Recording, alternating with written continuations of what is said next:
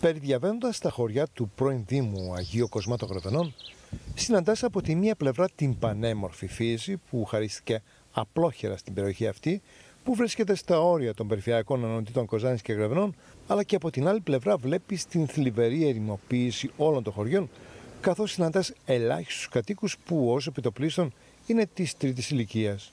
Σε 14 χιλιόμετρα από την πόλη των Γρεβενών βρίσκεται η Καλλιράχη, ένα πανέμορφο χωριό που πριν από μερικά χρόνια υπήρχε το κοινωνικό γραφείο, υπήρχαν τα καφενεία, δημοτικό σχολείο. Σήμερα τα πράγματα είναι τελείως διαφορετικά. Άδεια στο χωριό. Έφυγε ο κόσμος, έφυγε η νεολαία. Η εικόνα στο γειτονικό Μέγαρο Γρεβενών είναι διαφορετική από την Καλλιράχη. Καθώς στο χωριό αυτό βρίσκεις ανοιχτά καφενεία, αλλά με λιγοστούς θαμώνες σε σχέση με τα παλαιότερα χρόνια. Το Μέγαρο ήταν από τα μεγαλύτερα κεφαλοχώρια των Γρεβενών. Οι λιγοστοί κάτοικοι σήμερα το μόνο που ζητούν είναι να παραμένουν ζεστοί το χειμώνα στα σπίτια τους. Μας δώσει ένα πρόβλημα, κάτι να λύσει αυτό. Για τα ξύλα, για τα αυτά, το ένα τα. Εγώ όταν ήμουν σχολείο ήμασταν 250 παιδιά στο δημοτικό. Άδειασε το χωριό, όλο αυτό θα λέμε άδειασε το χωριό.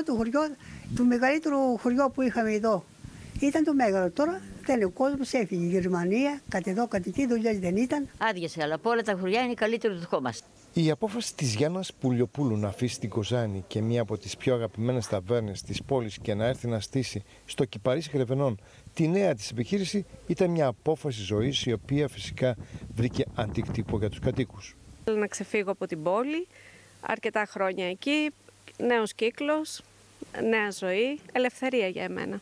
Εδώ στο Κυπαρίσι το χειμώνα μένουν μόλις 12 άτομα. Το καλοκαίρι όμως είναι περισσότερα, αλλά δεν υπήρχε καφενείο. Φέτος όμως τα πράγματα είναι διαφορετικά. Χαίρομαι πάρα πολύ που ήρθατε στο χωριό αυτό. Είναι πολύ ωραίο χωριό, αλλά ο κόσμος όλος έχει φύγει. Πώς μείνατε? Τώρα έχουμε 12 άτομα. 12 μόνον.